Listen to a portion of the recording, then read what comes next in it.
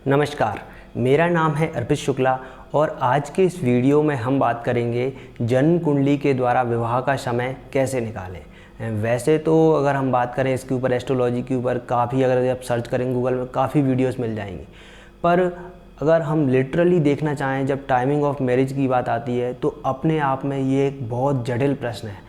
इसको हम ऐसे ही नहीं बता सकते क्योंकि कई बार कई चीज़ों को हमें देखना होता है और उन चीज़ों को देखे बिना यदि हम प्रेडिक्शन देते हैं तो बहुत हद तक संभावना है हमारी चीज़ें गलत निकले। तो कौन सी बातों की सावधानी आपको रखनी चाहिए, कौन सी बातों को दिमाग में हमेशा रखें जब भी टाइमिंग ऑफ मैरिज निकालें, तो उसके बारे में आज हम बात करने वाले हैं। और इसमें मैं विशेष रूप से नवमांश कुंडली का प्रयोग करके बताऊंगा कि कैसे नवमांश इंपॉर्टेंट बनती है टाइमिंग ऑफ मैरिज के लिए। और अक्सर ज्योतिषी इसको नहीं देखते हैं जब भी टाइमिंग ऑफ मैरिज की बात करते हैं, तो ये सिर्फ लग्न कुंडली को देखकर ही प्रेडिक्शन दे देते हैं, जो कि सही नहीं है।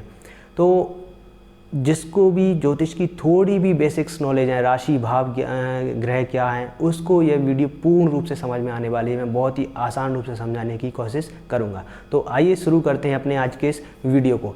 यदि आप अपनी जन्म कुंडली और ज्योतिष संबंधित कुछ भी प्रश्न पूछना चाहते हैं तो स्क्रीन पर दिए व्हाट्सएप नंबर पर मुझसे कॉन्टैक्ट कर सकते हैं। तो देखो, सबसे पहले बात करें कि व्यक्ति का विवाह कब होगा। टाइमिंग ऑफ मैरिज से पहले हमें यह देखना चाहिए कि व्यक्ति की कुंडली में विवाह के योग हैं या नहीं है। यदि विवाह के योग नहीं है तब तो फिर कोई बात ही नहीं है आगे मैरिज होने की। फिर अगर योग हैं तो उसके बाद ये देखना होगा कि विवाह जल्दी होगा, देरी से होगा या सही समय पर होगा। ये दूसरा स्टेप है, इसको ज़रूर फॉलो करना चाहिए यदि accurate of timing of marriage आप चाहते हैं तो। सबसे पहले अगर हम बात करें, एक जनरल बात करें, तो आज से अगर 40-50 साल पहले अगर हम जाएं तो मैरिज की एज क्या थी इंडियन सोसाइटी में। लगभग हिंदू सोसाइटी की मैं बात करूं तो 9 वर्ष, 8 वर्ष, 12 वर्ष, 14 वर्ष, इस एज में मैरिजेस हो जाती थी। लेकिन जैसे जैसे टाइम निकला, गवर्नमेंट लॉज स्ट्रिक्ट होते गए। अब मिनिमम एज गर्ल्स के लिए 18 कर दी है, 21 बॉयज़ के लिए कर दी। इस एज में भी नहीं करते हैं, अब तो जनरली 24 के बाद ही मैरिज होती है। और एवरेज एज बन गई है आज के समय 24 to 28। इसमें यदि मैरिज होती है तो वो एवरेज एज मानी जाती है, और 28 के बाद है तो हम डिले के केस में लेते हैं। पर यदि आप पुराने ज्योतिष के सूत्रों को देखोगे कि मैरिज की एज क्या है, कब मैरिज के योग होंगे, तो वहाँ पर 11 वर्ष, 12 वर्ष से शुरू हो जाते हैं मैरिज के योग। तो क्या है कि क्या पहले सूत्र लगते थे, अब नहीं लगते, या फिर ये ज्योतिष के सूत्र गलत हैं? देखो, ऐसा बिल्कुल भी नहीं है। जब कभी भी आप ज्योतिष को सीखें या ज्योतिष को अप्लाई करें तो उनको एज इट इज अप्लाई करना चाहिए, नहीं करना चाहिए। क्योंकि इसका सबसे पहला थंब रूल है ज्योतिष का, देश काल परिस्थिति। इसको हमेशा दिमाग में रखें जब भी आप प्रेडिक्शन देने जा रहे हैं कि सोसाइटी कैसी है, चारों तरफ का एनवायरनमेंट कैसा है, समय कौन सा है, उसको ज़रूर माइंड में रखें। यानी कि पहले के समय में जो अर्ली मैरिजेस के एज के योग थे वो 9, 10, 11, 8, 10 के लिए चलते थे। पर आज के समय के हिसाब से हम देखें तो अर्ली मैरिजेस हम वो होगी 24 से पहले मैरिज हो गई तो वो अर्ली मैरिज का केस माना जाएगा। तो इस तरह से हमें देखना होगा। फिर अगर हम बात करें सूत्रों की तो उनको कैसे अप्लाई करना। सबसे पहले आपके सामने जन्म कुंडली आई, आपने देखा फर्स्ट हाउस, 7th हाउस, वहाँ पर पहले से ही नज़र जानी चाहिए, पहली नज़र आपकी first house and 7th house में। यदि वहाँ पर क्रूर ग्रह हुआ है, शनि, मंगल, राहु, केतु का प्रभाव आ गया तो समझ लीजिए मैरिज देरी से होगी। मैरिज को पार्टनर ढूंढने में कहीं ना कहीं प्रेशर रहेगा, एक प्रॉब्लम रहेगी, आसानी से पार्टनर नहीं मिलेगा। ये एक प्रेडिक्शन आप दे सकते हैं। हालांकि ये ग्रह कुंडली के लिए शुभ भावों के स्वामी हुए तो इतनी प्रॉब्लम नहीं होगी, पर यदि नॉन बेनिफिक हुए, नैसर्गिक रूप से भी वो सही नहीं है, शुभ नहीं है, और कुंडली के अनुसार शुभ भावों के स्वामी भी नहीं है, तो मैरिज में देरी करवाते हैं। फिर आपको अगली चीज़ फॉलो करनी है कि नवमांश कुंडली को भी साथ में निकाल लें। अब ये देखें कि जो लग्न कुंडली के 7वें ग्रह का स्वामी ग्रह बना वह नवमांश में किस राशि में गया है। यदि वह शुभ ग्रह की राशि में गया है तो मैरिज जल्दी होगी, और वह ग्रह यदि क्रूर ग्रह की राशि में चला गया तो मैरिज देरी से होगी। अब क्रूर ग्रह और शुभ ग्रह आप सभी जानते हैं। क्रूर ग्रह में मंगल है, शनि, राहु, केतु, ये क्रूर ग्रह की श्रेणी में आते हैं। वहीं शुभ ग्रह बृहस्पति है, शुक्र है, बुध है, गुरु है और चंद्रमा है, ये सब शुभ ग्रह की श्रेणी में आते हैं। सूर्य को हम क्रूर ग्रह की श्रेणी में ही लेंगे या पाप ग्रह की श्रेणी में ही लेंगे। तो इस तरह से हमें देखना है।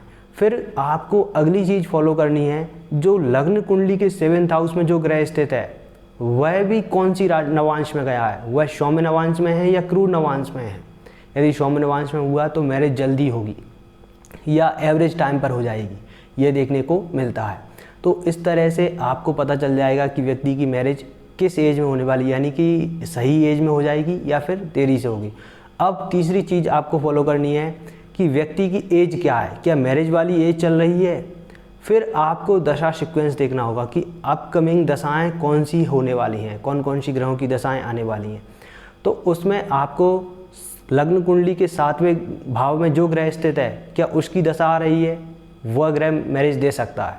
7वें भाव पर जो ग्रह दृष्टि दे रहे हैं वो मैरिज दे सकते हैं। 7वें भाव का स्वामी ग्रह की ऐसी दशा अंतर्दशा आती है तो वो भी मैरिज दे सकता है।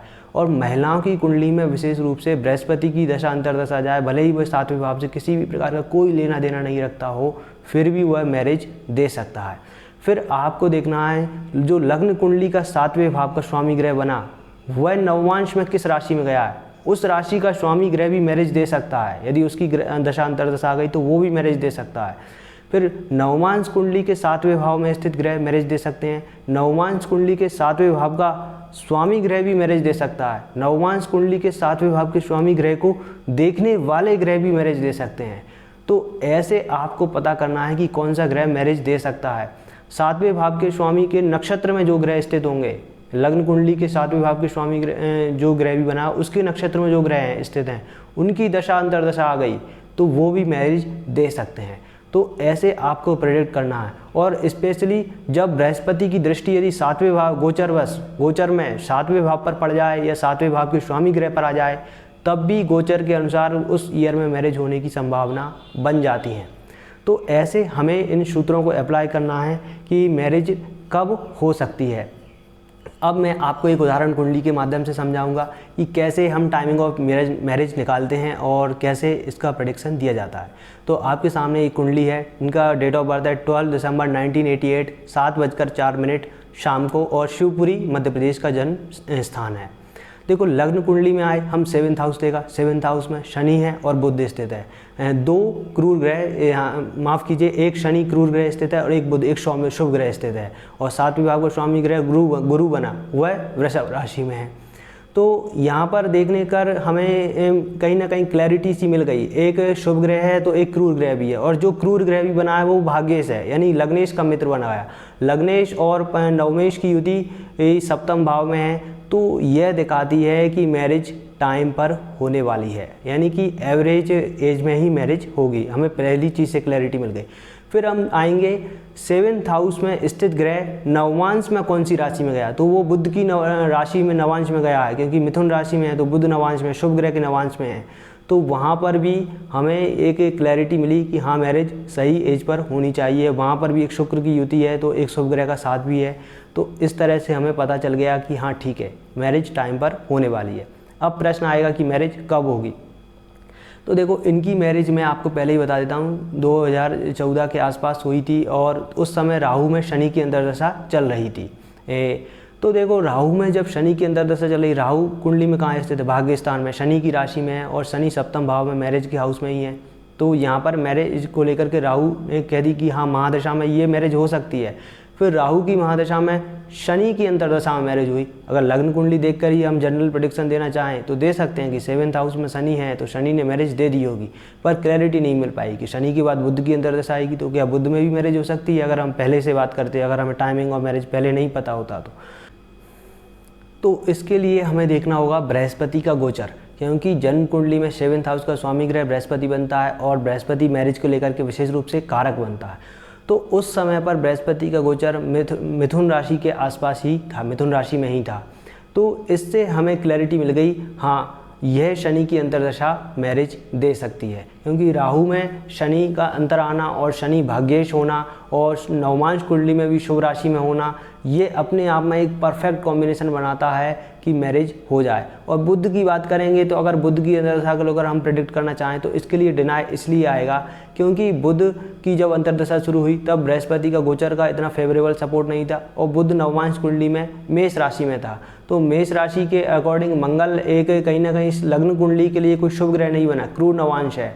तो मंगल के इस बुध की अंतर्दशा में मैरिज नहीं हुई, उससे पहले ही शनि की अंतर्दशा में मैरिज हो गई और कुंडली के अकॉर्डिंग भी यह केस बन रहा था कि मैरिज एवरेज एज में ही होनी चाहिए। तो उम्मीद करता हूँ मेरा यह वीडियो आपको समझ में आ गया होगा और कुछ ज्ञानवर्धन आपका हुआ होगा। तो आप वीडियो को सब्सक्राइब कर सकते हैं, चैनल को सब्सक्राइब कर सकते हैं, वीडियो को लाइक कर सकते हैं और इसी तरह मेरे साथ जुड़े रहने के लिए आप सभी का प्रेम पूर्वक धन्यवाद। जय श्री राम।